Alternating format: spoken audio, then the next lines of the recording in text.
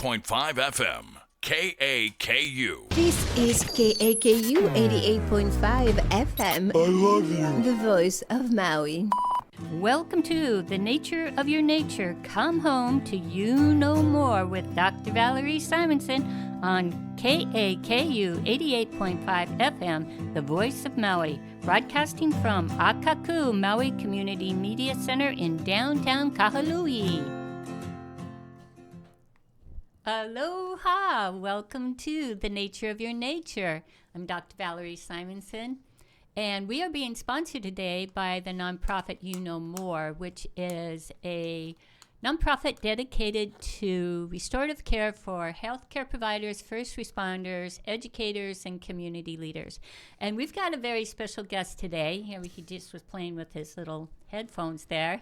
Reverend Bodhi Be. Thanks for coming. Thanks for inviting me, Valerie. Oh, my God. I was so excited when you said yes.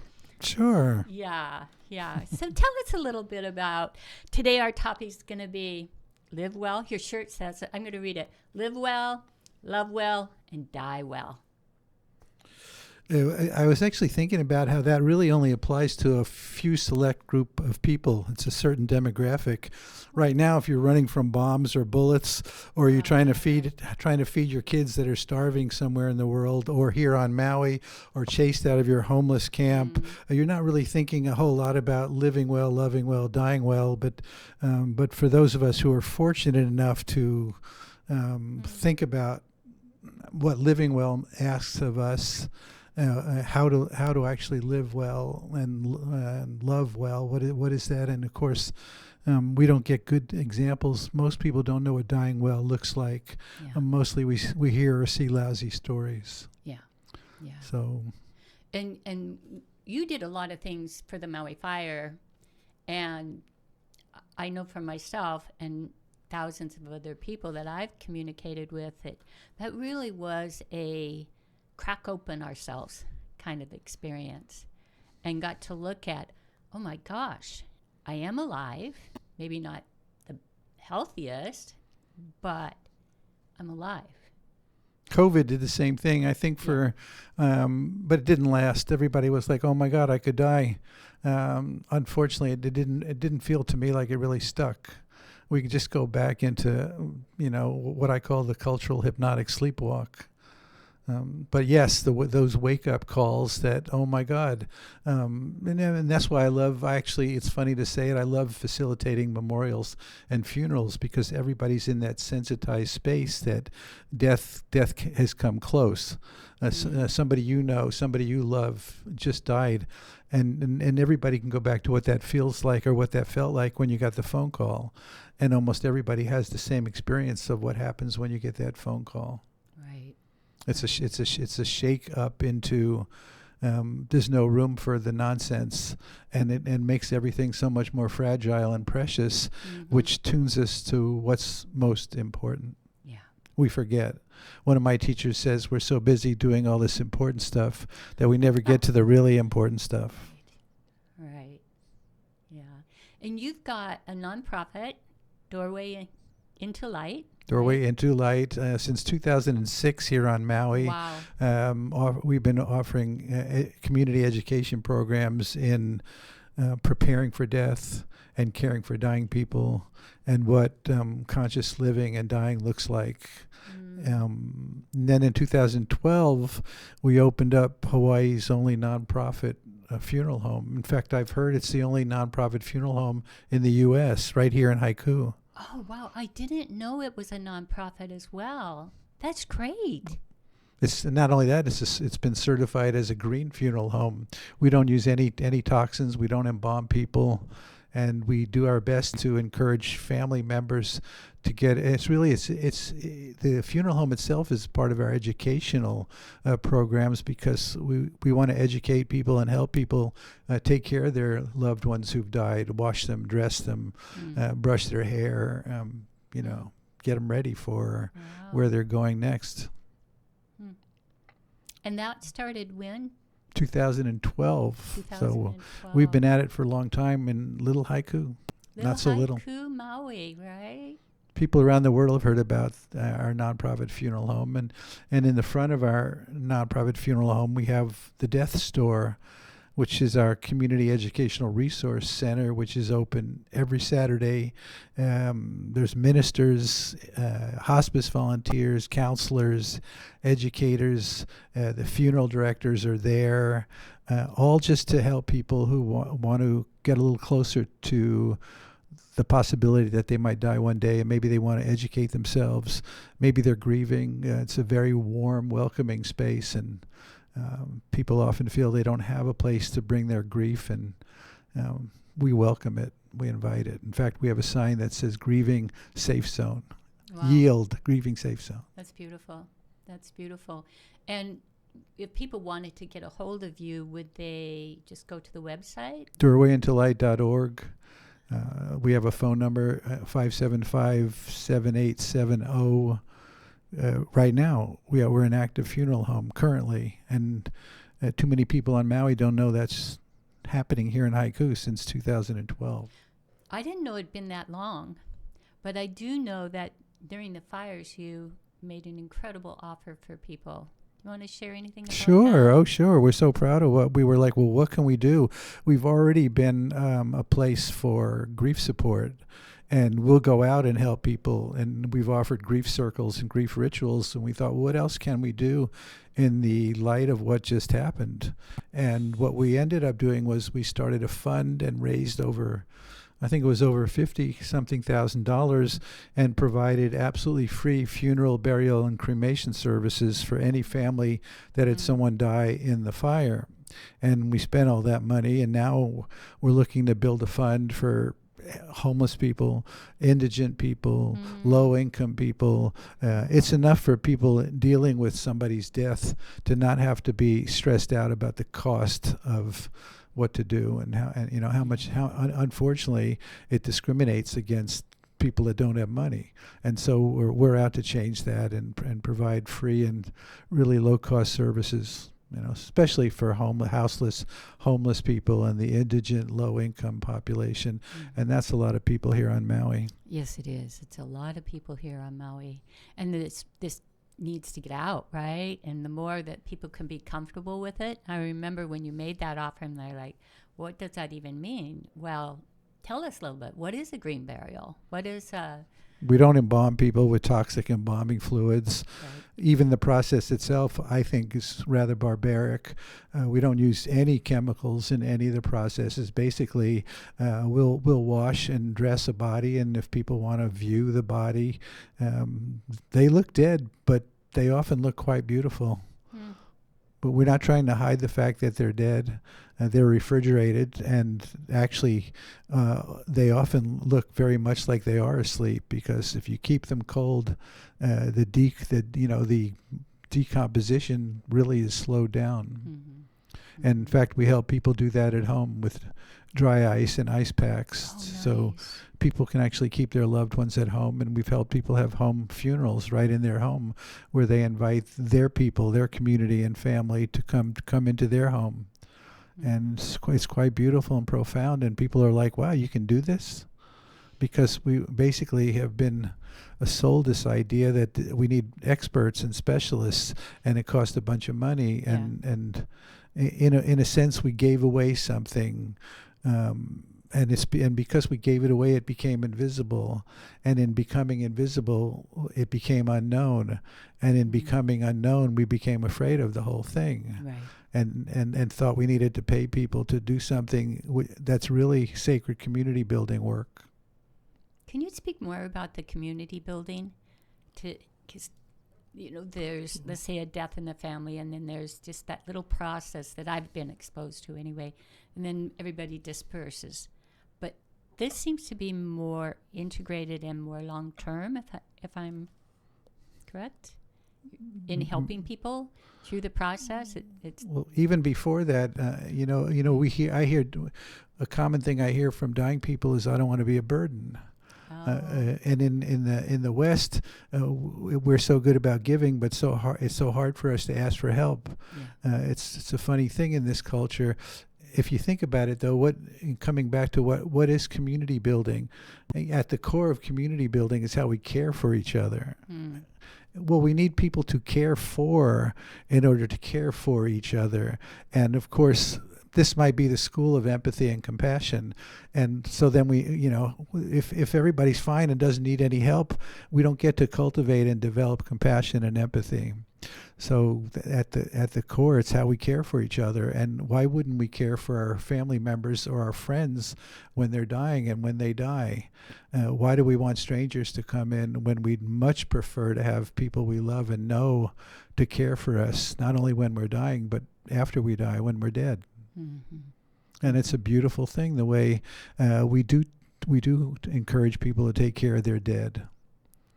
It's funny, even the dead is almost a foreign concept in the West, because we think the dead are gone, that once they're dead, they're gone. Okay. And in fact, when they're gone, they don't need us, right? They went into the light, or they went home, or they transcended, or they ascended, or all of those terms basically say they don't need us now. Right. And that's actually unusual in the world. We're one of the few cultures that think the dead don't need us.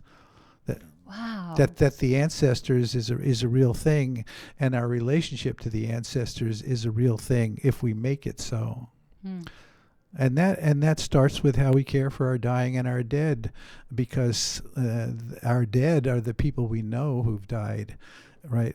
My understanding of ancestors is those are the people we don't know their names.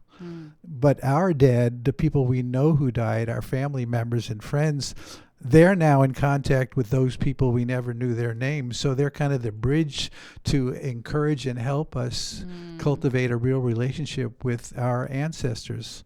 But that's fairly a white people or a Western notion that the dead are gone. That's what Dia de los Muertos is about, for example, in Mexico, that we feed them with our love and our food and our attention, that they're not gone, in fact. And I think we do, I believe we do a tremendous disservice by thinking they're gone and they don't need us anymore and we don't need them. The other piece of that is when we're not involved in caring for our dying and our dead, it breaks our grieving. It breaks Totally. into our grieving. If the last time you see your loved one is when the hospital comes or when the funeral home comes, and then you don't see your loved one again until you pick up the ashes, which are bone fragments, or you see the embalmed body, that break, I think, again, does a tremendous disservice to our grieving and not being part of the whole process and coming to terms with this person has died. Yeah. And honoring that whole birth aspect. We have birth doulas and you have death doulas, right, that you work with. And what I see in my practice is there's a death in the family. There's going to be at least one case of pneumonia where they're not able to process the grief. The emotion of the lungs is grief, right? And so if we were, as we do, not if, you are doing this, giving people a place where they can come and talk, or whatever it is, if they just want to sit. You have a beautiful place there just to sit and to be still and to listen, right? And I know I've been there thousands of times, and they speak. They're gone, but they're there, right? Yeah, a lot of people have experiences like that. And of course, when we touch on the subject of grieving, I mean, that's gigantic. How many of us are grieving about what's happening in the world right now, what's happening in our country, what's happening to nature, what's happening to the planet. And a lot of us don't know where to take that grief or how to work with it or how to let it happen. People come to us, like we end up doing quite a bit of grief counseling. Actually, I call it grief cheerleading. People don't think they don't know how to grieve. Or, of course, in the West, we all want to be, perfection. Right. We want to be, perfection about it. Yeah. Or we're not doing it right, or our partner's not doing it the way we're doing it, or when do I get over it? And of course, getting over it is a misunderstanding about what it is, because you don't get over it. Getting over it is in a business culture, and unfortunately we are in a business culture where we're not citizens, we're considered consumers. And in a business culture, we have to get over it to get back to work to keep business running efficiently. But as citizens and as sovereign humans, grieving is, I call grieving the twin sister of love. Because what is it that we grieve about? We grieve about what we love and care about that we're either losing or have lost. And embedded in any relationship, my relationship with you, my wife, with anybody, embedded in that relationship is that sometime we're going to say goodbye to each other. That's the truth. Yeah. And so the grieving is present here, right? And the realization and recognition of that, of course, makes it all the more precious, I think, which again comes to what is living well, and what, living fully. And that's a big topic. So it's a huge topic. It's when do you hear about, oh, I'm so sorry that person didn't get to live a full life? When a child dies, that's what you hear. Right. And that's and if you think about it, are you living a full life? Am I living a full life? Right. Is a 12-year-old that just ate ice cream, rollerbladed, and hung out with his friends all day, if you asked him if he was living a full life, he'd think you adults are nuts. So what's a full life? Right. And also it comes from a certain entitlement that we in the West have, that we're entitled to 80 or 90 years of life, and if we don't get that, we've been ripped off. Yeah. And again, that does a tremendous disservice to us, because we wake up like, of course we woke up, of course we're going to wake up. We have another 30 years, and of course then you don't have to show up 100% every day if you think you have time, right? And again, that does a disservice not only to us, but to everybody, to the community. What happens when you stand in front of us and somebody, how many people have had a lousy experience about, I wish that wasn't the last time I spoke to that person or saw that person. I sure have. Yeah. Pretty much everybody I've talked to has, right? For sure. And when you stand in front of somebody and you realize that you don't know whether you'll ever see this person again, you bring it all to that moment, right? Yeah. And what's that about? Of course, that's about love and gratitude and appreciation and respect and enjoying each other fully. And so you don't leave anything unsaid, right? Yeah. And dying people are often suffering around what was left unsaid or unfinished in terms of unresolved relationships. Definitely. We've all heard those stories. Yeah. Call my son, he's 6,000 miles away. He's got to come. I have to apologize to him. I have to tell him I love him. Right. And maybe the son says, no way, I hated my dad, I'm not going. Yeah. Or he says, okay, I'll get on a plane, but it comes too late. His dad dies. Or he gets there in time. And I've seen this and heard about how much reconciliation and healing can happen, which is difficult if most people want to die in their sleep. And that's when I ask hundreds of people, what's your ideal way of dying? Almost everyone says, I want to die in my sleep. And of course, what they're talking about is they don't want to be dying for a while and then one night dying in their sleep. They want to skip the dying part altogether, right? Because in this culture, the dying part, hardly anybody sees any value in the dying part. Hardly anybody sees any value in the suffering part. Suffering's got a really bad rap in this culture. Yes. But then I say to people, tell me something you're grateful for.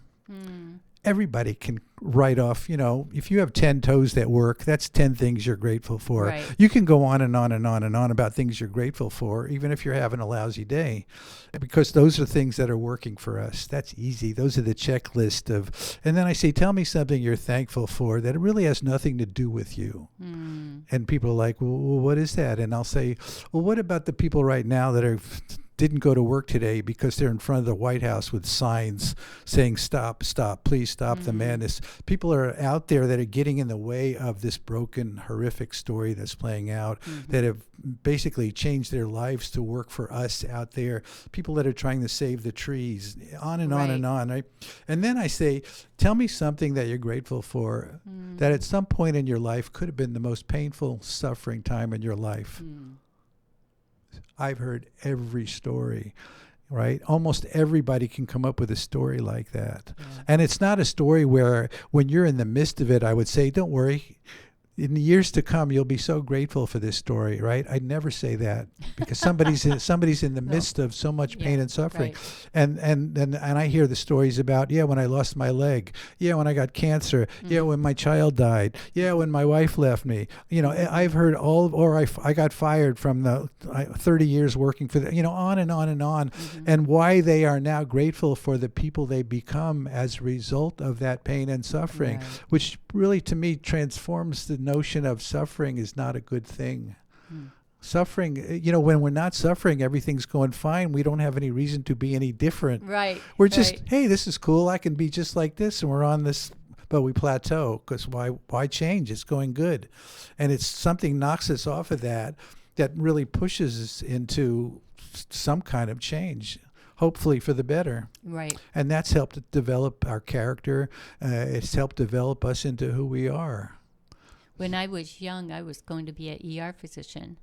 And I was in my undergrad, Bozeman, Montana, one of the beautiful place, right? And I just was getting sicker and sicker and sicker. And the doctors were like, we just don't even know what's wrong.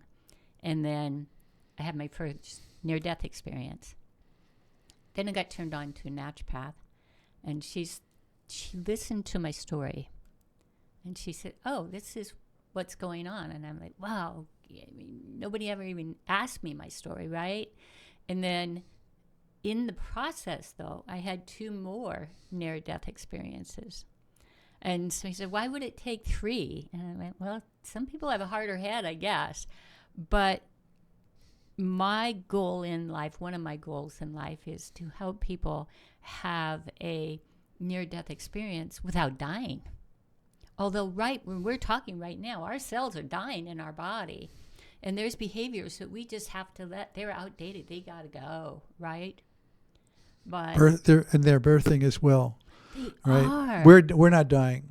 I ask people, when do you start to die? And most people say when you're born. And I say that's not true. That's not true. In fact, it does a tremendous disservice to people who are actually dying.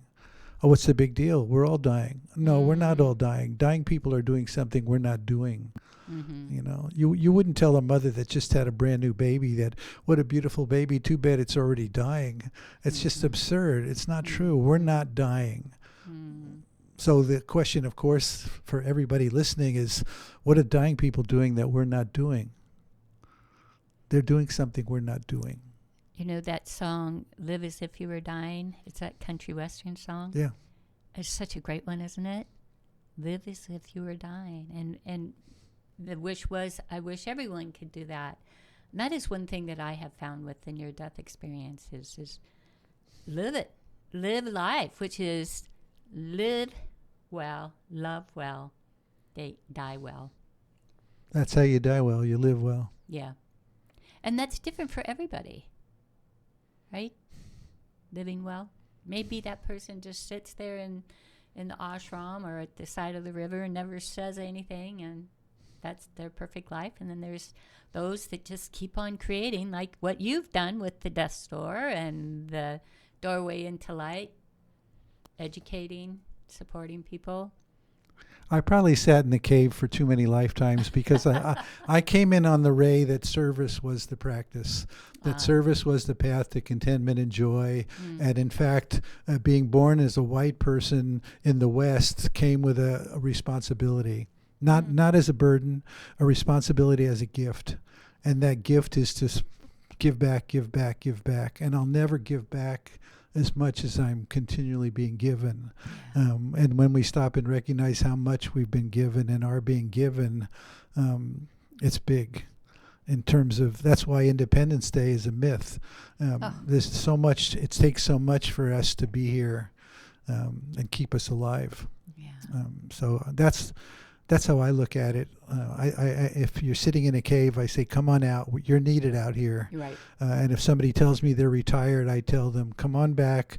But you can be retired, but we need you now. Oh, for sure. Young people need good elders. There weren't really any elders when I was young. I didn't see anybody in my parents' generation that seemed to have a clue as to what life was really about. And now a number of us are, I would call, elders in training and recognize that there is such a thing as elders, not the elderly. You can become the elderly automatically, Right. but you don't automatically become an elder. And young people need good elders, whether they know it or not. Mm. Usually they don't know it, but every now and then young people come around because they're hungry. Mm. They're, They know there's a lot more. of young people are hungry for something that's real and true, Yeah. especially at a time when there's so much that isn't real and true. Yeah. Yeah. And so confusing, and like there isn't anything that they can do.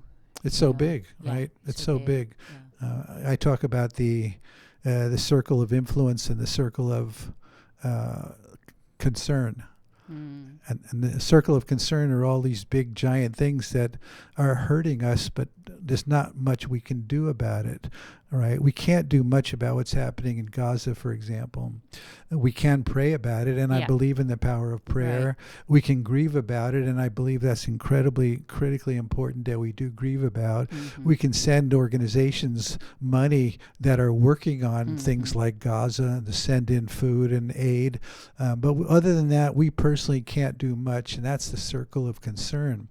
The circle of influence is the way we have so much power every single day with how we relate to the next person in front of us, Right. with the thoughts we think. Every dollar we spend is empowering or disempowering companies out there that we want to support or not support. You know, every breath is our place of power. So I tend to spend a lot more of my time. Actually, I'm trying to spend my time out of my vocabulary because I don't want to equate time with money. So I don't want to spend my time. I want to give my time to where I have influence. So that's pretty much, guides why I end up doing so much of what I'm doing. But even that doing has to come from a place of being. And that's what living well has to include, that we're not just human doings. Right? We have to come from a deep place of being, and that's a spiritual practice, that there is such a thing. And that's, I think, critical at this time, because otherwise we swing between hope and hopeless. And I see it caring for dying people.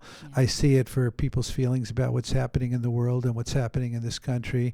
And it takes a lot of energy to swing from hope to hopeless. And of course, hopeless is tremendously disempowering. And hope can also be false hope. And how can we find a place in the middle between hope and hopeless? Yeah. And that's a spiritual life, spiritual way of is. being. Yeah. Go ahead. Remember Uncle Kalua, he said hope is help open people's eyes.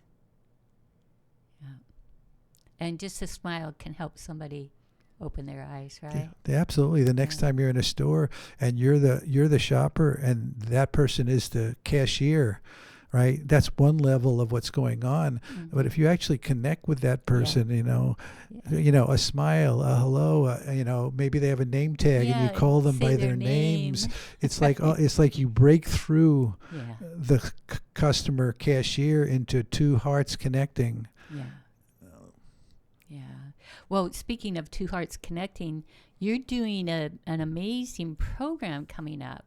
I am. Yeah. You want to share a little bit about that? This is the 6th year of this Wow. online training. It's a 7-week training that meets twice a week online for 2 hours. Hundreds of people have gone through this course. We teach people to do the actual physical work of what you call getting your things in order for preparing for death. And we also touch on the emotional, psychological work of cleaning up your life in terms of unresolved and unfinished business, in terms of looking at your life and what you've done with your life, in terms of how you want to complete your life. In terms of work on yourself, there's so much self-judgment and self-hatred and self-loathing in this culture, so much not good enough, the wounding of not good enough. And we dig into the emotional, psychological piece, and we dig into the spiritual work of helping people make that more real. Because it doesn't matter how many beads you wear or statues you have, unless your spiritual life is a real thing. And congestive heart failure is one of the leading causes of death in this country. And I say it's not just a physical thing. Yeah. And we know what to do physically to take care of our heart, but we don't often take care of how much congestion there is in our emotional, psychological heart or our spiritual heart. Mm-hmm. And that's a lot of what the work we touch in and dive into in this course. And then we teach people the physical, logistical, emotional, psychological, and spiritual care of dying people. And we end up training doctors and nurses and hospice people and social workers and everybody else in deep caregiving to dying people. And really, again, taking that back from experts and most people. First of all, we're in a healthcare crisis in this country. Yeah. There isn't enough healthcare, and too many healthcare professionals are on the edge of burnout. Hospice can't do it all. Most people can't afford private home care. Right. Oftentimes, it's a family member who doesn't go to work to take care of someone, and that's a ticket to burnout. So how do we continue to build community smarts so that we're all taking care of our dying loved ones, and we share that burden, so it's not a burden. So that's what we do. We teach people to care for dying people in a beautiful and deep way, and of course that turns out to be how we prepare for death, how we care for dying people. Turns out to be how we show up for what's dying in the world, how we show up for a world in crisis. Right. The name of it is Facing Death, Nourishing Life. Is that correct? It is. And I remember a couple years someone had taken the course with you, and they said, I never realized I didn't know how to live. That's what they came home with. I think most people do. I think people find out to be a very enlivening course because, again, it's just like what I was saying about being at facilitating a funeral. It's such a potent place to touch people because death is present. And of course, it's always present, but not everybody's usually paying attention to death as part of community life. But at a memorial or a funeral, everybody's sensitized to it. And what does that do to most of us? It shakes us into, again, what's most important. And how do we want to live our lives in the time we have left, given that we may not have till we're 80 or 90. A lot of people didn't wake up this morning. Yep. I tell people, before you get out of bed, stop. Right. I've been talking about liminal space, which is kind of the space between two things. Oh, okay. Right?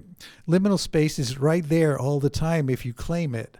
Right? Before you get into your car to start your day, that's an opportunity for liminal space. It's like a space between things. Yeah. And if you stop and step into liminal space before you get out of bed, you go, wow, I woke up. Even if you have a lousy day in front of you, at least you woke up to face your miserable, lousy day. It's funny. My friend and I are writing a country western song called "I'd Rather Be Miserable Than Dead." I got to hear that one. That's great. Well, I had one of those liminal spaces today as I walked into the store, and all of a sudden I was just hit with this overwhelming awe. Oh my gosh, I'm here. I'm in Maui. And walk in, and there's one of my friends, and then there's another friend, and it's just like, wow. Wow. Yeah. Exactly. Step into the wow. And especially if you can do that before you get out of bed and do whatever you do in the morning, that's what liminal space is for, to stop. And I call it a holy pause. Step into it for a moment, drop into your breath. That's the key right there, that breath, isn't it? Yeah.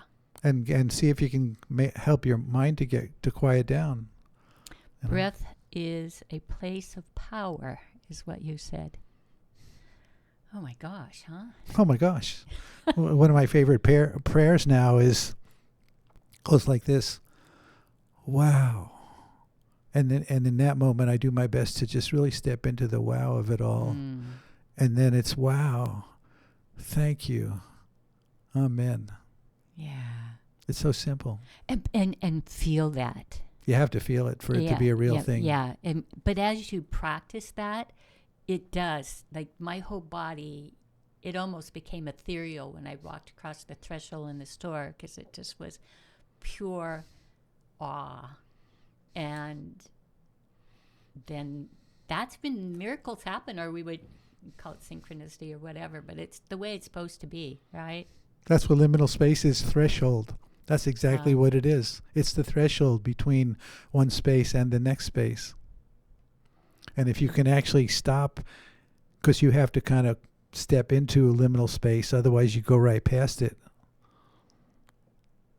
So with people, especially here on Maui, and well, where isn't being affected by some kind of a climate situation, whether it's fires or floods? Well, or I thought the Maui fire itself was, for so many of us, it was like we're in this Maui bubble. All that stuff happens out there. It doesn't happen here. Right. And sure enough, we're not immune from what's happening everywhere.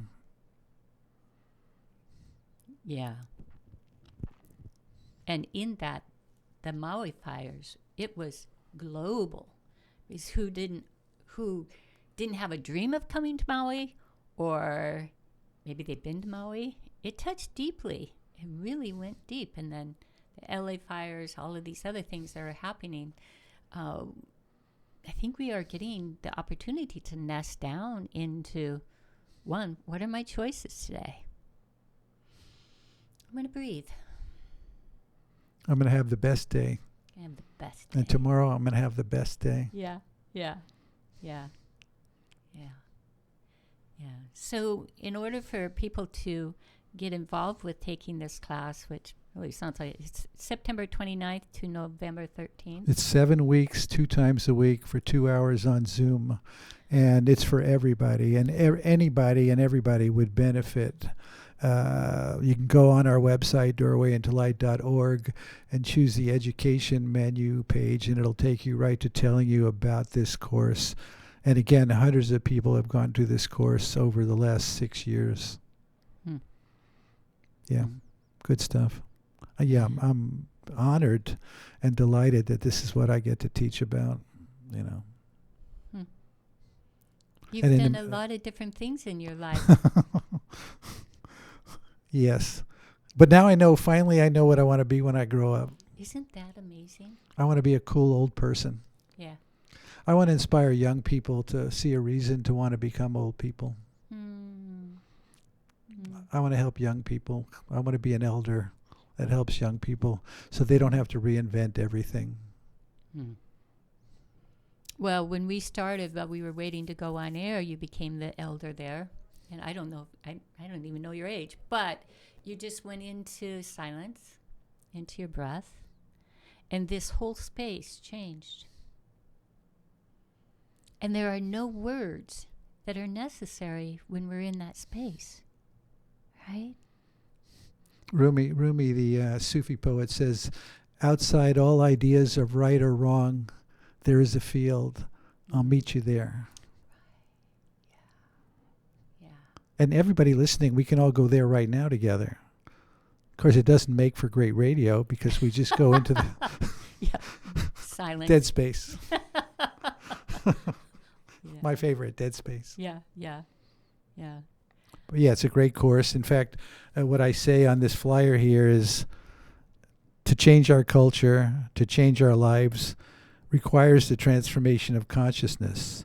And few things shift consciousness as quickly as a meeting and awareness of death. That's beautiful. I think that's true. It shakes us all out of our whatever it is. It seems to shake us all into an immediate state of, which I think is really a spiritual state. Of into the fullness and preciousness of the moment. When I went to the tsunami in Southeast Asia, I ended up in Thailand, where there were 20,000 people missing or dead, and I was walking out in the area and literally walking on people, that were that hadn't been extracted out of the soils yet, and I had a bumper sticker that Swimmer Streams, he gave me. It says, make each step a prayer and every word a word of love. And I had that on my truck for years. But as I was walking on that land in Thailand, I remember placing my foot that day and went, I understand that bumper sticker. Make each step a prayer and every word a word of love. Yeah.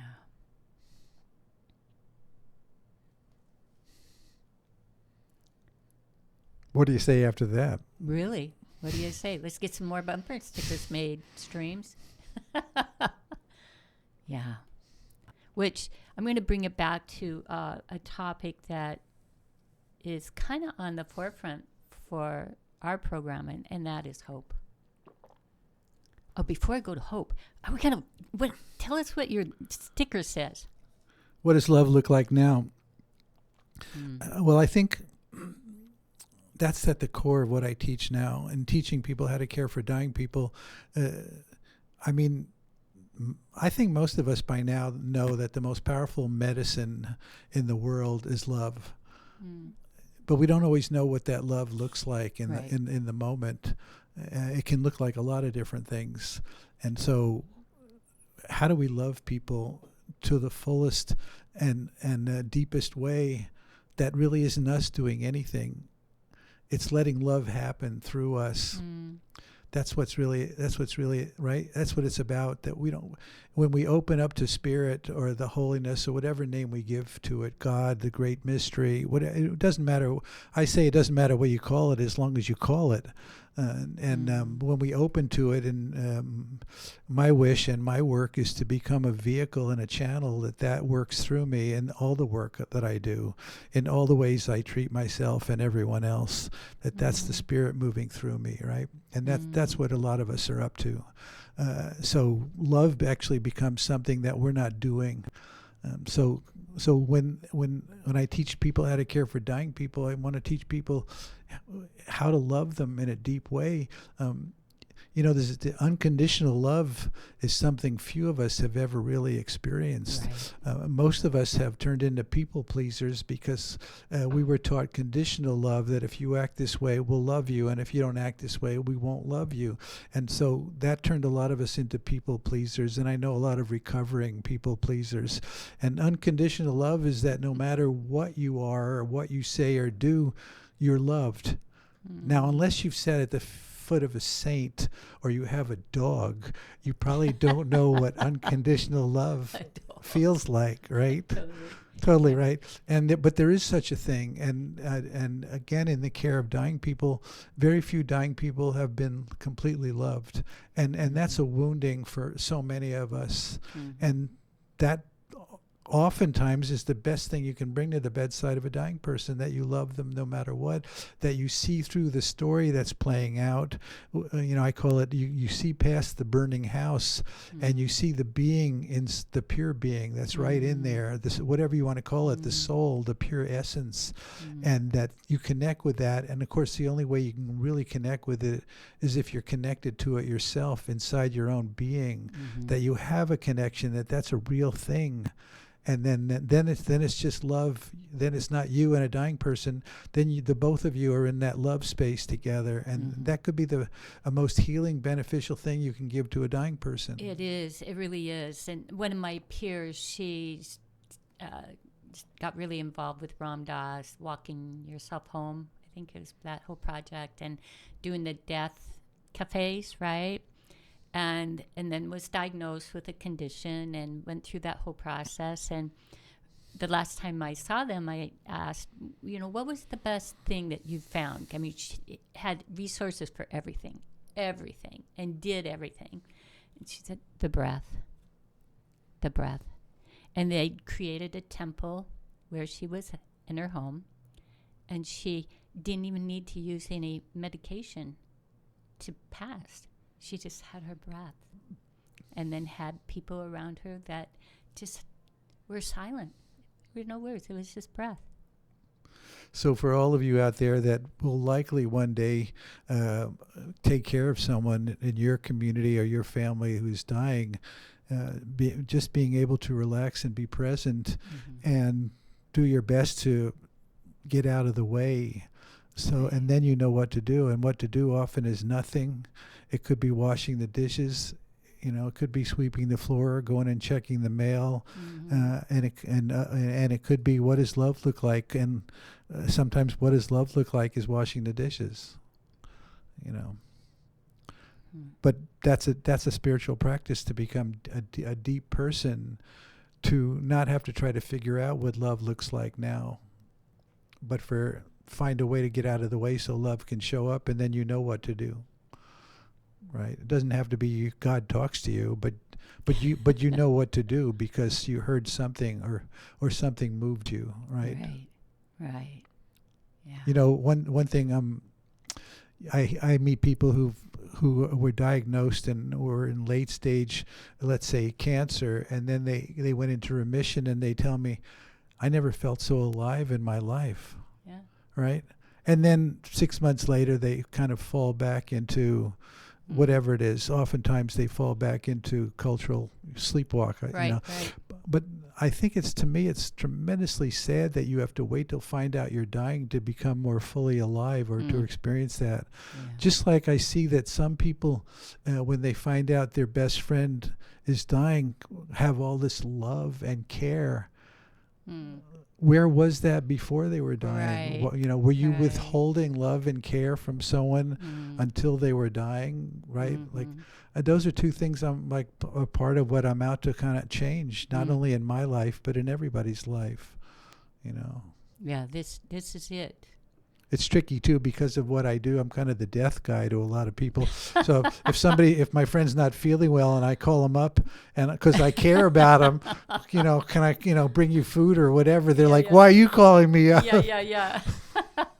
Well, to be honest, when we made this thing happen, like the more you study something, the more it's going to come into your life, is my experience. And I remember one year I was at the hospital, and there was a situation, and the family didn't know how to deal with death, and so they started asking questions. Everything that I said about dying, this is what the body does, everything I said, that person did. And then there was a point I went, oh my gosh, and one of the children looked at me and said, they're going, and I said, yeah, and I stepped out, and they died right there. Just needed hope to die, right? And they had the family there, and they were all touching the body, or their body. And then it was a year of that, Bodhi, a year. They called me the angel of death at the hospital.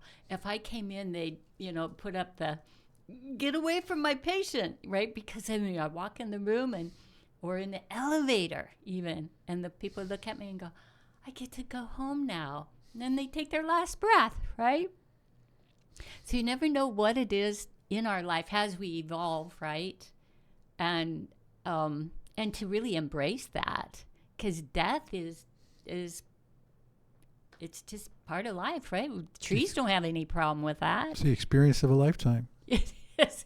It is. Yeah. And then going back to kindness for yourself, and then, as I've always said, regret's really expensive. So if you're thinking about somebody, call that person. Send a card. One of the exercises I give in this class is I want you to call 5 people and ask them if they'll be on your care team. Wow. And it's a very vulnerable place to call up somebody, because they could be your best friend, and they could say, no, I'm sorry, I'm your best friend, but I can't do that. Yeah. And so it's a vulnerable place to call up, but also to even dial the number is another level of accepting the truth that you're going to die one day. Yeah. So, and the same, how many people have unresolved relationships? How many, if I ask 100 people, how many of you are estranged from somebody in your family? It's amazing how many people raise their hands. Mm-hmm. It's amazing. And of course, that's the stuff that shows up when you're dying. And it's harder to do that work when you're dying than it is today. Much harder. Yeah, and you're teaching how to take care of all of those things, like advanced health directive, all of those kind of things, which is vitally important, you guys. Get it done so that you can get what you want. And then as you communicate with your family, like my sister knows everything that I need, right? And it's a comforting place for me to sit in. And it can be for you too. So are you going to be cremated or buried or what? Yep, cremated. Mm-hmm. Or maybe it's just I'm going to fall out of the boat. I don't know, One of my peers, we had a pact that when one of us got really bad, we just throw them off the kayak, right? And be shark bait. Well, then they went ahead and died before me. And I was really upset, and I didn't understand what it was about. And then as I was driving over for the funeral at the ocean, I just got really mad at them. And I'm like, why? Why did you die before me? Because you were going to push me out of the boat, right?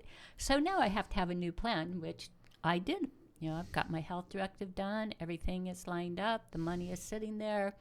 Wherever I am, that's what's going to be, right? I'm pretty sure we're the only funeral home in Hawaii that buries whole bodies in the ocean. We won't throw you off the boat, but we'll slide you off the boat. Yeah. And we follow all the state and federal guidelines, and it's amazing how many people don't know that that's something that you can do. Have your whole body buried in the ocean. Isn't that beautiful? It actually is beautiful. Yeah. Spend an hour on the boat with the body on board, wrapped in a shroud, and then family has a ceremony out in the ocean, and they have the GPS coordinates, and some people go back the next year to the same spot. In fact, the family just had their second family member who died buried in the very same GPS coordinates in the ocean. Cool. It is cool. That's way cool. Well, we've got 6 minutes left, and I want to talk about hope. We need another hour. We need days, years, and we've had years. So thank you for being in my life, Bodhi. Hope. Yeah. What about it? Give us a real short summary on that one. What I have hope about really is about my grandchildren and everybody's grandchildren and their grandchildren, that there are trees and nature and wild places and wild animals, and the world is a beautiful place. Other than that, I don't have much hope. The story doesn't look good, and it looks like it's going to get worse before or if it gets better. And I hold out for hope, and I keep planting seeds both in the ground and in the world for future generations, if there are going to be future generations. And I'm not even sure about that. The idea of I've given up on the idea that I'm going to see world peace break out before I die, and I don't even know if that's the story in this school and this world. Maybe the school really is how to cultivate compassion in the midst of what is so broken and continues to be broken. So hope for me is really about my grandchildren and everybody's grandchildren and their grandchildren. Beautiful. that there be a beautiful world for them. That keeps me going. That's beautiful. Thank you. And I know for myself, being with thousands of people that have made their passages, is when they have that relationship with inside themselves and they've checked all the boxes. I remember walking into a house one day, and this woman was sitting on the edge of the couch in the lotus position, oming. And I went, oh my gosh, she did it. She did it. And she died so peacefully. That gives me hope, because I feel like the outer world there's something inside of me, so I get to fix it in here. Ho'oponopono, right? And as we all do that, if we choose to, that gives me hope, because I do see things differently than I did even 8/23, right? One of the things that gives me hope is that there are so many people that are changing in beautiful ways and waking up to the truth that there's just really one of us, and that when other people are hurting, we're hurting. Yeah. And so, the hope that we'll all wake up sooner than later and stop the madness, change the story. And it's that 100th monkey story too. One person does it. It goes on. I don't know. We're right? way past 100 monkeys now. Well, yeah, but there's still. I see it even today. That it's just magical. Right? I think it's getting better and better and worse at the same time. Yeah. There are extremes for sure. There is, and then going back to live well, love well, die well. What does love look like now? And also anybody can die. Anybody can die. We're all going to die. And we don't know when. But everybody can, right? Do you choose to live? And that is Is there life before death? Yes. And that's what I have found in my practice anyway. People come to find out, okay, I really don't want to live with this anymore. Can you just tell me what happens when you die? And I can start talking about my near-death experiences, but really the bottom line is they don't want to die, but they don't know how to live. So when we think about what are possibilities for each one of us, just have that smile, make that connection. As that changes everything in this physical body. Yeah? A smile. Yeah. And the sparkling eyes go along with it.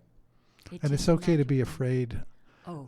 But because people tell me they're afraid of dying when they're dying, and I don't tell people not to be afraid. I just encourage people to not let being afraid getting in the way of what they need to do. Yeah. And in these times, there is a lot of unknowns and just disbelief and shocking or whatever we want to call that. But there is a choice, like waking up in the morning. I love that. Just go into that little space, right? Go into that little space. Give yourself space and really accept you are living right now. And make sure you have people you can talk to let down and grieve in front of, because it becomes critically important that we're able to grieve out loud and from somebody who can just hold space and listen. Yeah. Because otherwise we make ourselves sick. Yeah, literally. So Bodhi, Reverend Bodhi, your website again? doorwayintolight.org. Beautiful. Thank you for joining us today. And if you want to reach Reverend Bodhi and find out more about the Death Store and all of these other amazing things that we got the class coming up, just check out doorwayintolight.org. If you're on Maui or you want to come to Maui, every Saturday we have an open house at our facility at the Death Store, and we'll take you on a tour. We might be the only funeral home that'll take you on a tour and show you everything in Haiku, right here in Haiku. And people have traveled to come see the Death Store, and I say there ought to be one next to every Starbucks in America. That's great. To bring it back, because death is present in community life, and it needs to be more present. Well, I'm glad that you're present for us today, Bodhi, and much love. Happy to be here. Thank you. Thank you. Aloha. Aloha. The nature of your nature. Come home to you no more. You've got this. We believe in you. Ahui ho. The Nisei Veterans Memorial Center presents its upcoming exhibit, The Nisei Experience in World War II. This exhibition offers an in-depth exploration of the Nisei experience, from the years preceding the bombing of Pearl Harbor through the post-war era. The exhibit will be on display at the NVMC's Education Center through October 30th on Mondays, Tuesdays, Thursdays, and Fridays from 12 to 3:30 p.m.